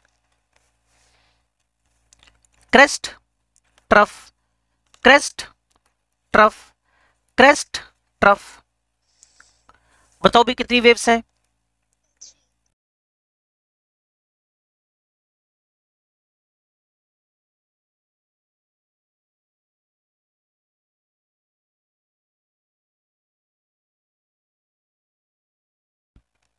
बच्चे आप समझ गए क्या, तो आप बता सकते हो इस शेल का नंबर कौन सा है, थर्ड। तो n lambda is equal to क्या हो जाएगा आपके पास, 2πr। ठीक होगी बात बिल्कुल। चलो जी, अब नंबर ऑफ क्वेश्चंस आपके पास डी ब्रोगली से रिलेटेड है, मुझे लगता नहीं इससे ऊपर कोई रेंज बन पाएगी क्वेश्चंस की ना, क्योंकि सारे टाइप के क्वेश्चन एक्सप्लोर कर लिए, क्लियर। ज्यादा क्या करता है आपसे इन द टर्म्स ऑफ, इसमें थर्ड शेल ऑफ बोहर, तो रेडियस का रेफरेंस यहां भी 3 आ जाएगा, तो नए नए रेफरेंस में क्वेश्चन पूछता रहेगा आपसे, लेकिन वो संभालना आपको है मोर्चा अपना। मैंने ऑल टाइप ऑफ क्वेश्चंस की यहाँ डिस्कशन आपसे कर ली है जो डी ब्रोगली से एक्सप्लोर हो सकते हैं। अब last and final discussion about the de Broglie is very very important concept. क्या बात करेगा जी? Significant of de Broglie equation. मैंने कहा जी एप्लीकेबिलिटी और सिग्निफिकेंस में फर्क है, एप्लीकेबिलिटी में और सिग्निफिकेंस में फर्क है। क्लियर? एप्लीकेबल तो सभी पर है, एप्लीकेबल तो सभी पर है। उसने कहा जी कैसे? मैंने कहा जी lambda is equal to H upon MV. बच्चों को जब नया नया शौक होता है ना एटॉमिक स्ट्रक्चर पढ़ने का, 11वीं क्लास के बच्चों को, तो वो देखते हैं कि मास मेरा फिक्स है। आजकल तो गोल गोल बच्चे होते हैं सारे के सारे 50 किलो 60 किलो से ऊपर होते हैं, 90-100 किलो वाले। क्लियर ना? तो अब वो मास अपना लिख लेते हैं 100 kg, और वेलोसिटी कहते हैं जी मैं कार में बैठता हूँ, मैक्सिमम स्पीड मेरे पापा 120 पे लेके जाते हैं, वो स्पीड लिख लेते हैं 120 किलोमीटर पर आवर को सेकंड में कन्वर्ट करके, और अपनी वेवलेंथ लिख लेते हैं। नाम मान लो ए लिख लिया उसने, नीचे अपनी वेवलेंथ लिख लेते हैं, तो वेवलेंथ तो निकाल ही लेगा बच्चा अपनी, उसमें क्या प्रॉब्लम है? लेकिन एप्लीकेबल तो हो गया, सिग्निफिकेंट है कि नहीं है, सिग्निफिकेंट है कि नहीं है, तो कंपैरिजन करना पड़ेगा कि एक्चुअली सिग्निफिकेंट है कि नहीं है। तो ध्यान से सुनो, मान लो आप इलेक्ट्रॉन का डिस्कशन कर रहे हो जिसका मास अप्रोक्सीमेट 10⁻⁻30 kg है।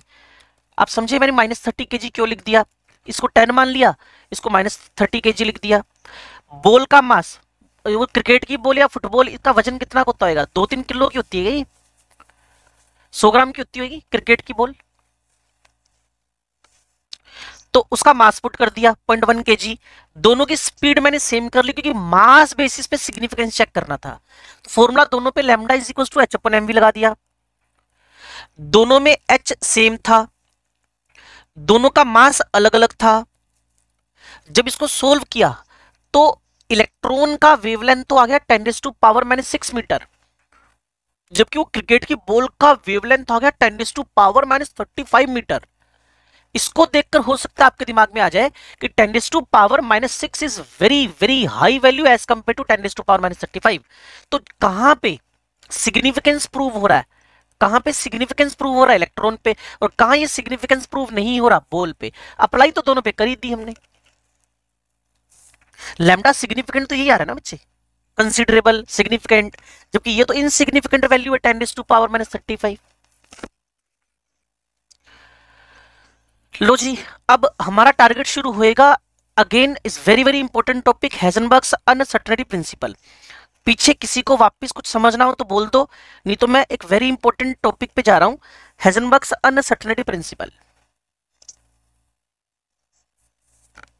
लो जी, डेफिनेशन क्या हुई? पहली बात, अब आपको अगर समझ में आए, वो जो तुम्हारा पीछे बोहर था ना, उसने कहा था हाइड्रोजन के पहले शेल में, हाइड्रोजन के पहले शेल में जो इलेक्ट्रॉन की स्पीड है वो 2188 किलोमीटर पर सेकंड थी। और वही ऑब्जेक्शन उठाया किसने? बोहर, हेजनबर्ग ने। कहते जी ये कैसे बोल सकते हो आप? अगर कोई एक 2188 किलोमीटर पर सेकंड की स्पीड से न्यूक्लियस के अराउंड रोटेट कर रहा है तो उसको आप एग्जैक्ट में ट्रेस ही नहीं कर पाओगे, ट्रेस ही नहीं कर पाओगे। तो वहां से पूरी तरह से ट्रेजेक्टरीज का फंडामेंटल था ना, फिक्स पाथ का फंडामेंटल, वो हेजनबर्ग ने टोटली डिस्कार्ड कर दिया। कहती जी ऐसा कुछ नहीं होता, बस हमें एक बात समझ में आती है, इलेक्ट्रॉन क्लाउड है, इलेक्ट्रॉन क्लाउड है। तो पहली बात, मूविंग माइक्रोस्कोपिक पार्टिकल और ऑब्जेक्ट किसी एक वन इंस्टेंट पे, मतलब साइमल्टेनियसली, या तो आप उसका वेलोसिटी का मेजरमेंट कर पाओगे या पोजीशन का। अगर वेलोसिटी का मेजरमेंट कर लिया तो पोजीशन नहीं, वेलोसिटी की ना मेजर 2188 किलोमीटर पर second in the first shell of hydrogen की ना मेजर, लेकिन उस टाइम पे लोकेशन नहीं पता चल पाएगी उसकी। सो दोनों में से एक ही चीज। और आपको पता है ये सबसे बड़ा नकलची बंदा था कौन? हेजनबर्ग। इस भाई ने ना जो बोहर की थ्योरी थी ना उसी को मॉडिफाई किया। अगर आपने कभी समझा हो इस बात को तो, बोहर की थ्योरी क्या थी? एम। बोहर की थ्योरी क्या थी? वी। क्या था? R is equal to n h upon 2 pi. और उसने फिक्स पाथ को टोटली, ट्रेजेक्टरीज को टोटली, स्टेशनरी पाथ को टोटली रिजेक्ट कर दिया। कहते जी कोई फिक्स पाथ नहीं होता कुछ भी, इस स्पीड से फिक्स पाथ हो ही नहीं सकता, क्लाउड होएगा, सिर्फ हवा होएगी, सिर्फ इलेक्ट्रॉन का cloud, probability to find the electron around the nucleus, 3D cloud. ये किसका थॉट है? हेजनबर्ग का। चलो जी आगे देखते हैं। एम को एम रखा, मास में तो कौन अनसर्टेनिटी लेकर जाएगा? क्लियर ना? और v को डेल्टा v और x r को क्या कर दिया उसने डेल्टा x। यूनिट सेम है, v की मीटर पर सेकंड, डेल्टा v की भी मीटर पर सेकंड, r की मीटर सेंटीमीटर जो भी होनी चाहिए डिस्टेंस वाली वही डेल्टा x की। n गायब कर दिया, एक्यूरेसी बढ़ाने के लिए h बाई 2 पाई को h बाई 4 पाई कर दिया। और हैंडल बड़ा स्मार्टली क्या बंदे ने, पता क्या कहा उसने, m delta v delta x is equal to और greater than h upon 2 pi. थोड़ा सा स्मार्टली बात को सुनना, थोड़ा सा स्मार्टली बात को सुनना। अगर वो कह रहा है इक्वल्स टू, तो पहला शेल देखो, बंदा स्मार्ट है, बोहर को डिस्कार्ड तो करा लेकिन बोहर का पीछा फिर भी नहीं छोड़ पा रहा। अगर n बराबर 1 है तो m delta v delta x is equal to h upon pi हो जाएगा। अगर ये n बराबर 2 है तो m v x ज्यादा हो जाएगा, तभी तो कह रहा है इज इक्वल टू और ग्रेटर देन, कभी ये नहीं बोल पाएगा is equal to less than. दूसरी बार बोल रहा हूं, अगर मैं n की वैल्यू 1 कर दूं, अगर मैं इस n की वैल्यू 1 कर दूं तो mvr is equal to h upon 2 pi, और इसकी वैल्यू 2 कर दूं तो mvr की वैल्यू बढ़ गई ना अब।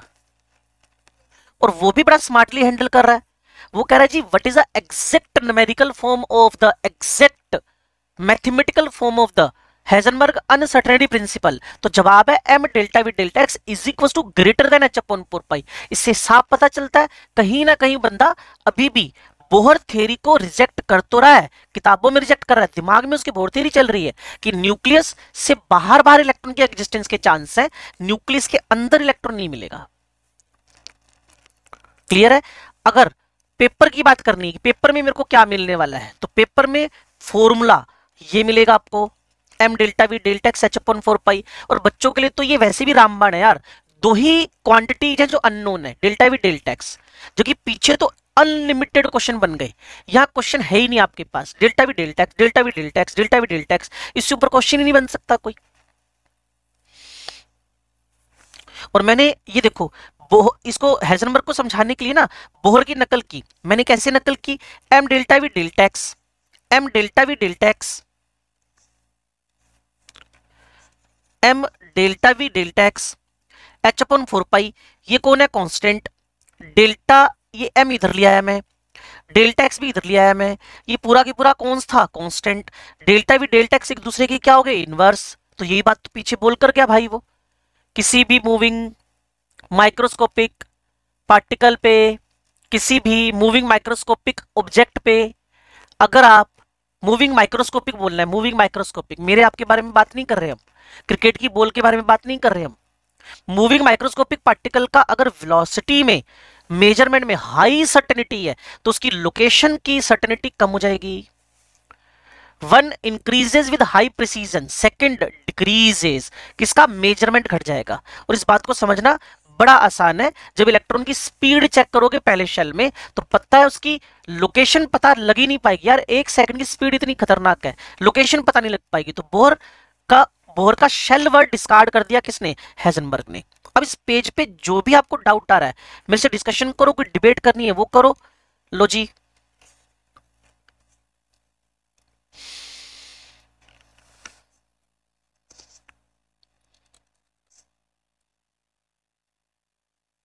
कोई डाउट नहीं है।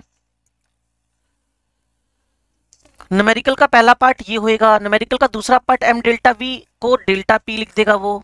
न्यूमेरिकल का तीसरा पार्ट इस टाइप के क्वेश्चन ढेरों बना देगा वो, क्या कि डेल्टा v डेल्टा x के बराबर है।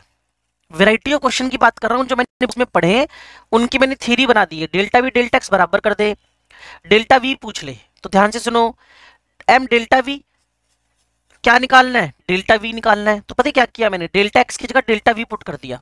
एक बच्चा कहता क्यों कर दिया, मैंने कहा तूने ये बात सुनी नहीं मेरी। डेल्टा v बराबर क्या, डेल्टा x मान लिया, पेपर में दे दिया, क्वेश्चन बुकलेट में दे दिया, तो डेल्टा v ही निकालना था फिर। तो मैंने डेल्टा x की जगह डेल्टा v लिख दिया। अब आप सोचो डेल्टा v का होल स्क्वायर, m डिनोमिनेटर में चला गया, उसका फिर रूट ले लिया, 4 ऑप्शन में से टिक कर दो। या फिर इसका उल्टा गेम हो सकता है कि डेल्टा x पूछ ले तो डेल्टा v की जगह डेल्टा x पुट कर देना, और हो सकता है डेल्टा p पूछ ले। डेरिवेशन से बच्चे, जो बच्चे को ना अपने बिहाफ पे करने होते हैं, लेकिन हम टीचर्स ने सभी कुछ बोर्ड पे बताना शुरू कर दिया कि मेरे पास m delta v delta x पड़ा हुआ है, m delta v delta x पड़ा हुआ है, मेरे से डेल्टा p पूछ रहा है, और 4 ऑप्शन में मैंने देखा तो मैंने क्या किया, m दोनों तरफ मल्टीप्लाई कर दिया, तो मेरे पास एम डेल्टा वी, तो डेल्टा पी का होल स्क्वायर और डेल्टा पी का रूट निकाला तो रूट एम एच बाय 4 पाई। एक और टाइप का क्वेश्चन, अगर वेलोसिटी दे रखी हो, और साथ में अनसर्टेनिटी दे रखी हो, वेलोसिटी की अनसर्टेनिटी, तो गलती से भी वी को m delta v delta x में पुट मत कर देना, नेवर, क्योंकि वो वेलोसिटी है, वो अनसर्टेनिटी नहीं है। बच्चे कहते फिर हमें डेल्टा वी कैसे निकालना है? कुछ नहीं, 500 का 0.001% निकालना है, 500 का 0.001% निकालना है, और निकालते ही आपके पास एग्जैक्ट जो क्वेश्चन पूछ रखा होगा उसका आंसर आ जाएगा। और ज्यादा पूछ भी क्या सकता है बच्चे, दो ही तो अननोन है, डेल्टा वी डेल्टा एक्स, तो एक नोन कर देगा, एक अननोन, ये चलता जाएगा। मतलब हेजनबर्ग के क्वेश्चन आसान होंगे लेकिन क्लिक करने चाहिए बस। ये देखो जी, उसने कहा एक बॉक्स है मेरे पास, मैंने कहा अच्छी बात है, उसके अंदर एक इलेक्ट्रॉन है, मैंने कहा ओके, इस क्यूबिक बॉक्स का एज ए दे रखा है, मैंने कहा अच्छी बात, डेल्टा वी पूछ रहा है, मैंने ये तो कहा दो ही चीजें तो पूछ सकता है, डेल्टा वी डेल्टा एक्स। तो उस इलेक्ट्रॉन के maximum uncertainty in the position क्या हो सकती है? कहते जी ए एज लेंथ है, रूट टू ए फेस डायगोनल है, सॉलिड चैप्टर पढ़ा ना आपने, फेस डायगोनल रूट टू ए है और बॉडी डायगोनल रूट 3 है, तो maximum uncertainty in the velocity निकालनी हो, सॉरी वेलोसिटी में अनसर्टेनिटी निकालनी हो, तो मैक्सिमम अनसर्टेनिटी इन पोजीशन क्या होगी? इस डेल्टा एक्स की जगह क्या पुट कर दोगे? Root 3a। और मैंने आपसे क्या कहा, दो ही चीजें अननोन हो सकती हैं, उसमें से भी एक नोन हो जाएगी, दूसरी अननोन हो जाएगी। डेल्टा वी पूछेगा, डेल्टा एक्स की जगह रूट 3a पुट कर देना। ये डेल्टा वी, हाँ जी, h/4 पाई, हाँ जी, 1/m, ओके, और इस डेल्टा एक्स की जगह पर क्या पुट कर दिया? Root 3a। एच लेंथ की वैल्यू तो देगा ना वो। One more thing very important, electron का डेल्टा वी न्यूक्लियस के अंदर निकालो। उसने कहा जी डेल्टा एक्स बता दो, निकाल लेंगे। मैंने कहा डेल्टा एक्स ये वाला है, कहती ये कहां से आ गया? मैंने कहा कभी न्यूक्लियस की रेडियस का फॉर्मूला फिजिक्स में पढ़ा हो, बताना बच्चे, रेडियस ऑफ न्यूक्लियस फिजिक्स वाला फॉर्मूला बताना। बोल ही नहीं रहा कोई, ये फॉर्मूला नहीं पढ़ा कभी?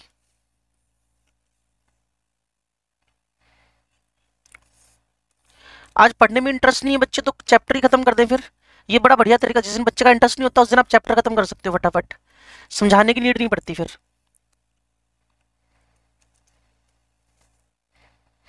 चलो अब मैं क्या कर सकता हूं, कोई बोल ही नहीं रहा जब, तो m delta v delta x value put करना, वेलोसिटी का अनसर्टेनिटी निकल आएगा, जो अनसर्टेनिटी निकलेगी वो वेलोसिटी ऑफ लाइट से बहुत ज्यादा होने वाली है, और जब वेलोसिटी ऑफ लाइट से बहुत ज्यादा होएगी तो वो कंडीशन कभी भी पॉसिबल नहीं है। दैट्स व्हाई इलेक्ट्रॉन न्यूक्लियस में पहुंच भी गया तो बाहर ही आ जाना है उसने।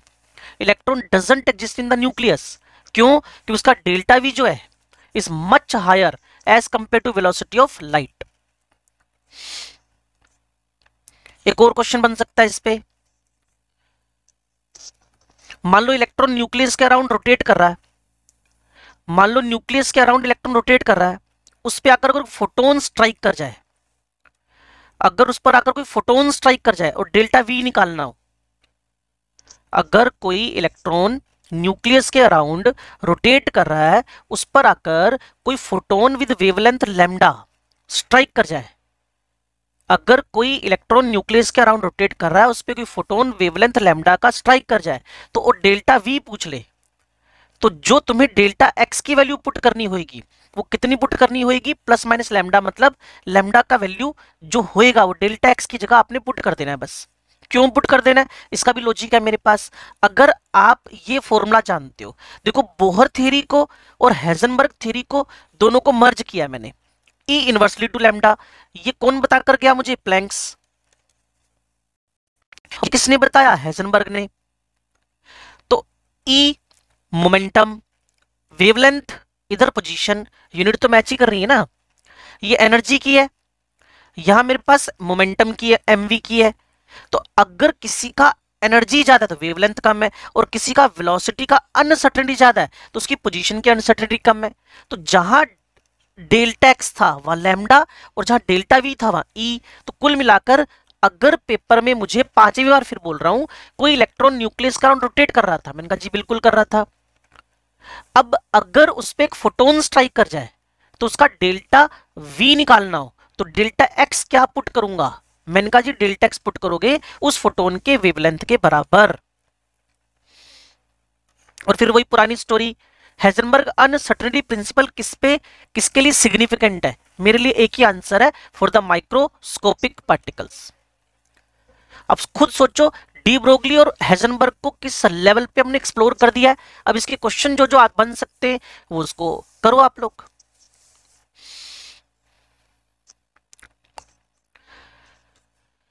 यह है हमारा फेवरेट क्वांटम नंबर, जिसके क्वेश्चन आजकल चल रहे हैं एग्जाम्स में, पीएमटी के एग्जाम्स में। और एग्जैक्टली मेरे पास 14 मिनट्स बचे हुए हैं, ध्यान से सुनना भी। क्वांटम नंबर्स, सबसे पहले डेफिनेशन, सेट ऑफ नंबर्स है, ठीक है जी, जो complete information about the electron दे देगा। मैंने कहा ओके। कितनी क्वांटम नंबर है? मैंने कहा 4 है, एक एन, एक एल, एक एम, एक S. Main quantum number, azimuthal quantum number, magnetic quantum number, spin quantum number. जो टॉपिक आज हो रहे हैं वो बड़े ही इंपॉर्टेंट टॉपिक्स हैं, बार बार सुन लो। अगर मुझे कोई मैग्नेटिक प्रिंसिपल क्वांटम नंबर के बारे में बात करेगा, अगर मेरे से कोई प्रिंसिपल क्वांटम नंबर के बारे में बात करेगा तो शेल की इंफॉर्मेशन दे रहा है, और एजीमुथल सब शेल की दे रहा है, और मैग्नेटिक क्वांटम नंबर ऑर्बिटल की दे रहा है, और spin quantum number about the spin off electron, mean एक ऑर्बिटल में 2 इलेक्ट्रॉन कैसे एग्जिस्ट करते हैं इसका एक्सप्लेनेशन दे रहा है। तो कंप्लीट इंफॉर्मेशन ऑफ इलेक्ट्रॉन चाहिए तो पूरा 4 का एक सेट रीड करना पड़ेगा, NLMS, principal, azimuthal and then magnetic and then spin. तो मैंने बच्चों को यह भी बताया था कि जो एन है वो शेल को इंडिकेट करता है, एल सब शेल को इंडिकेट करता है, और एम ऑर्बिटल को इंडिकेट करता है, और इलेक्ट्रॉन के स्पिन तक की इंफॉर्मेशन हमें पता चल जाती है एस से। और स्पिन क्वांटम नंबर देने के पीछे कोई बहुत बड़ी वजह नहीं थी, एक ही वजह थी, पाउलीज एक्सक्लूजन को एक्सप्लेन करना। 1 orbital can accommodate 2 electrons, maximum 2 electrons with opposite, इसको एक्सप्लेन करने के चक्कर में स्पिन क्वांटम नंबर आया, और कोई बड़ा पंगा नहीं था। तो ये वैसे हो गया जैसे कोई सिटी है, फिर कॉलोनी है, फिर स्ट्रीट है, फिर हाउस नंबर है, ये फिर ऐसे हो गया स्कूल है, क्लास है, सेक्शन है और स्टूडेंट है। अब आप समझ सकते हो, किसी बच्चे ने पूछा होगा, उसका नाम लिख दिया था मैंने यहाँ पे। चलो जी, सबसे पहले हम main quantum number, principal quantum number के बारे में जान लें। सारी बोहर थ्योरी का रिवीजन जो कल पढ़ी थी हमने, गिवन बाय बोहर, तो आधे मिनट में कंप्लीट हो जाएगा अगर इंटरेस्टेड होगे तो।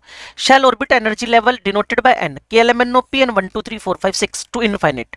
ये साइज की इंफॉर्मेशन देता है, r directly n square, energy directly to n square again, velocity inversely to n, maximum number of electron कल बताए थे 2n square, and angular momentum आज भी बताया था, कल भी बताया था, mvr is equal to NH/2π। ये सारी इंफॉर्मेशन मुझे मिल रही है मेन क्वांटम नंबर से। If you want to know about size तो भाई आर बढ़े, एन बढ़ेगा, आर बढ़ेगा, और 149 इस रेशो में बढ़ेगा क्योंकि एन स्क्वायर है। तो मैं ज्यादा देर तक नहीं रुकता प्रिंसिपल क्वांटम नंबर पे, मैं आगे शुरू करता हूं azimuthal quantum number, angular momentum quantum number. ये किसने दिया भाई? सोमरफेल्ड ने। डिनोट करने का तरीका small L, small L L L L. ये क्या इन्फॉर्म कर रहा है? सब शेल के बारे में। घर के अंदर कमरे के बारे में इंफॉर्मेशन कौन दे रहा है? Azimuthal quantum number. तो साफ सी बात है, घर के अंदर जो कमरे होंगे वो घर से बड़े ही होंगे, छोटे होंगे, ठीक है।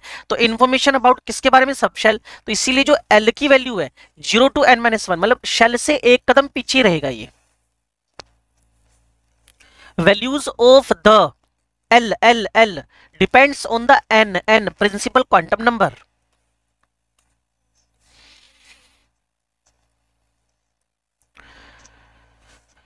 लो जी, यहां बच्चों को थोड़ी प्रैक्टिस करवाई भी कैसे चल रहा है ये मामला।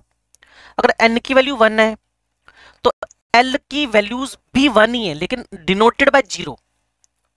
वापिस अगर n की वैल्यू 2 है तो l की वैल्यूज भी 2 ही है बट डिनोटेड बाय 0 to 1।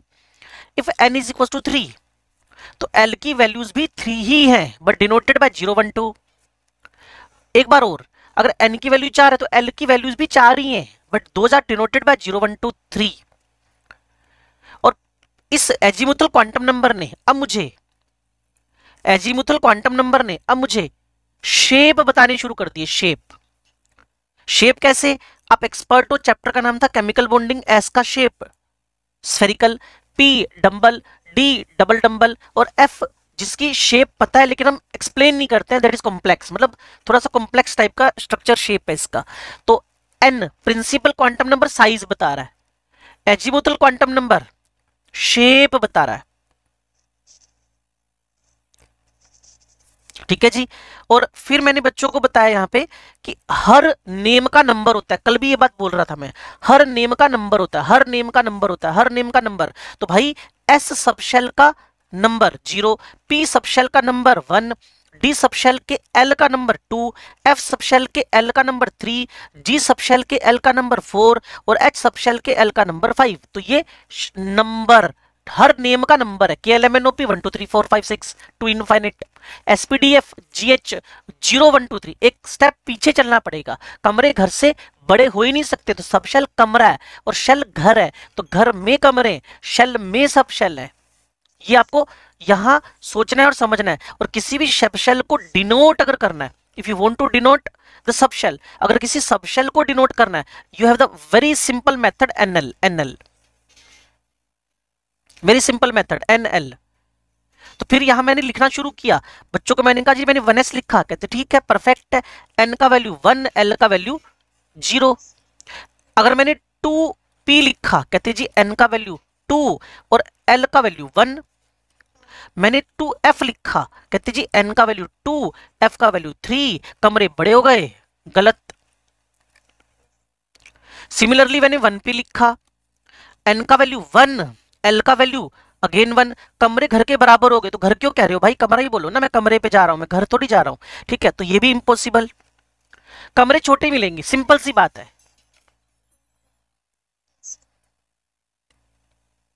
चलो जी,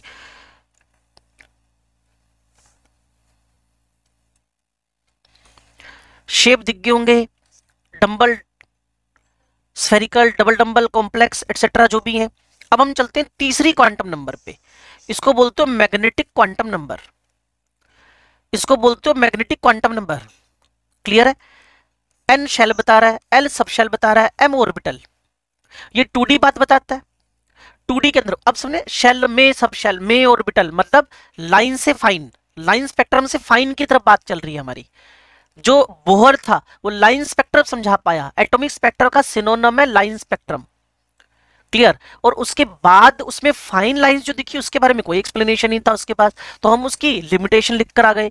तो m, every value of m is orbital, every value of l sub shell, every value of n is the shell. तो m की हर एक वैल्यू ऑर्बिटल है।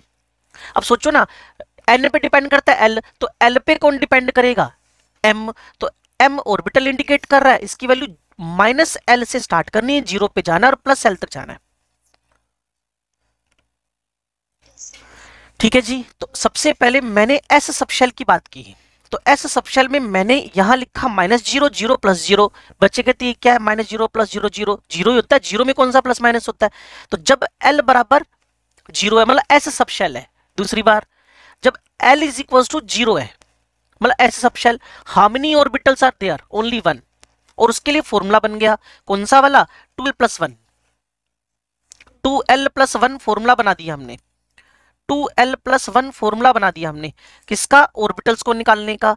मान लो एस सबशेल है, how many orbitals are here, 2l + 1। l की value क्या put कर दोगे, 0। तो एक ही ऑर्बिटल है इसमें, एक ही डब्बा है इसमें, ये वाला बस, ओनली 1 ऑर्बिटल। अब एक ही ऑर्बिटल हो तो डिफरेंशिएट करने की नीड ही नहीं है। घर में बच्चा ही है क्या, अलग अलग नाम थोड़ी रखोगे उसके पैर का नाम अलग रख दिया, उसके सिर का नाम अलग रख दिया, उसके हाथ का नाम अलग रख दिया। घर में 2 बच्चे होंगे तो अलग अलग नाम रखोगे ना, A और B। 3 बच्चे होंगे तो ABC नाम रख दोगे। अब ऑर्बिटल ही एक है, इसका अलग से नाम क्या रखोगे, बस एक ही है। लेकिन अगर पी सबशेल आ जाए तो फॉर्मूला लगाकर 2 इंटू 1+1 इज इक्वल टू 3। एक सबशेल में, पी सबशेल में 3 ऑर्बिटल है, 3 ऑर्बिटल है तो तीनों के नाम अलग अलग देने पड़ेंगे। घर में 3 बच्चे हैं, तीनों के नाम अलग अलग देने पड़ेंगे। इनके 3 नाम 3 एक्सिस के accordingly p x p y p z हो गए हैं। और ये जो क्वांटम नंबर्स पढ़ रहे हो, these are very very important. अगर ध्यान नहीं दोगे नुकसान आपका होता है, ध्यान हमें दिलवाना पड़ता है। क्लियर ना कि आपका नुकसान हो रहा है। लो जी, यहां एल इज इक्वल टू क्या कर लिया बच्चे, 0। तो एम की वैल्यू एक ही निकली, एस ऑर्बिटल। एस ऑर्बिटल बोल दो, एस सबशेल बोल दो, क्या फर्क पड़ता है ही एक बेचारा। एल पी सबशेल, एम की वैल्यू -1 0 +1। फॉर्मूला आपने लगाया तो एस में 1 ऑर्बिटल, पी में 3 ऑर्बिटल, डी में 5 ऑर्बिटल, एफ में कितने ऑर्बिटल निकला है, 7। अभी मैंने करके बताया था आपको। जब 3 ऑर्बिटल आ गए थे, तीनों के नाम अलग अलग रखने जरूरी हैं, p x p y p z. और अब जो समझना है, जिसको हाईलाइट कर रहा हूं मैं, ध्यान से सुनो और समझो। कहते जी m-1 किसके लिए, एक्स वाई जेड में से किसके लिए। मैंने कहा जेड को छोड़कर किसी के लिए भी हो जाएगा।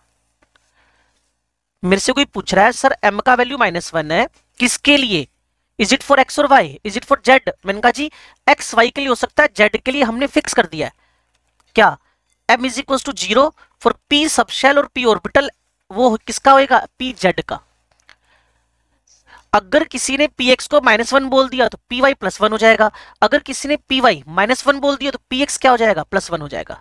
ये म्यूचुअली इंटरचेंज हो जाएंगे, लेकिन 0 pz का ही होएगा ऑलवेज। उसके बाद l बराबर 2 है, d सबशेल 5 ऑर्बिटल है, 5 ऑर्बिटल। अभी 3 मिनट है क्लास के बच्चे, क्लियर। 5 ऑर्बिटल है, -2 -1 0 +1 +2।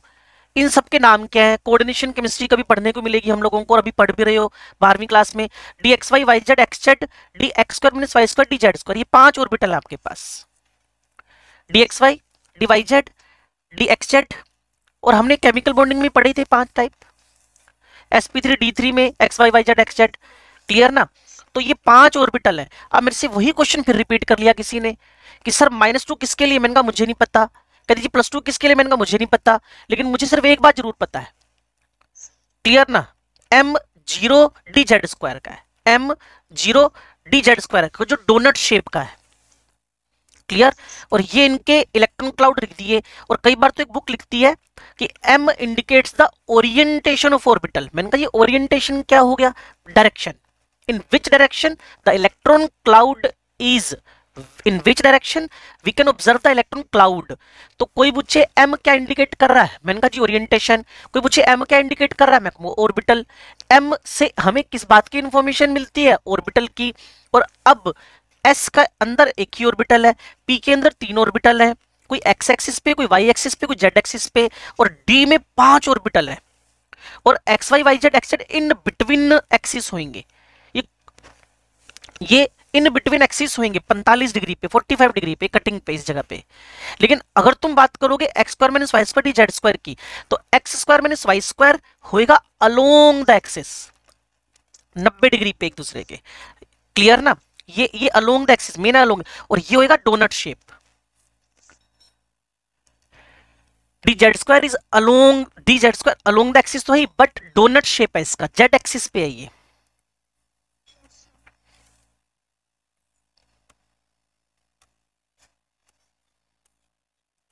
Every value of n indicate shell, every value of l indicate subshell, every value of m indicate orbital। ठीक है जी। As well as orientation, orientation से मतलब था किस डायरेक्शन में इलेक्ट्रॉन क्लाउड हम ऑब्जर्व कर सकते हैं। फिर मुझे इससे रिलेटेड एक क्वेश्चन बुक का याद आ गया कि अगर मेरे पास जिंक है तो m0 वाले ऑर्बिटल गिनने, तो मैंने सबसे पहले कॉन्फ़िगरेशन लिखा 1s2 2s2 p6 3s2 3p6 3d10 4s2 configuration लिखा। तो m के लिए परमानेंटली 0 है, m के लिए s के लिए परमानेंटली m0 है, p में 3 ऑर्बिटल होंगे, उसमें से एक ऑर्बिटल का m0 होगा, s के लिए m ऑलवेज 0 है, p के अंदर फिर 3 ऑर्बिटल होंगे, उसमें एक पर्टिकुलर में m0 होगा p z के लिए। फिर आगे कौन आ गया, 3d10, वही हरकत फिर। तो मेरा एक बच्चों को बड़ा सिंपल सा सजेशन होता है, सबशेल गिन लिया करो सबसे पहले, 1 2 3 4 5 6 सबशेल। तो कम से कम फुलफिल्ड वालों का इंटू 2 करके 12 इलेक्ट्रॉन तो सीधे सीधे निकाल दो। फिर m0 आ गया। इलेक्ट्रॉन पूछ ले तो काउंटिंग लास्ट वाले की अलग से करनी पड़ेगी, और अगर ऑर्बिटल पूछ ले तो लॉटरी लग गई, 1 2 3 4 5 6 7, सीधे सीधे 7 ऑर्बिटल हो गए जिनमें m क्या है, 0 है। इस लेवल के क्वेश्चन भी एग्जाम्स में मिलते हैं, तो आप उसके लिए भी तैयार रहना। ठीक है जी।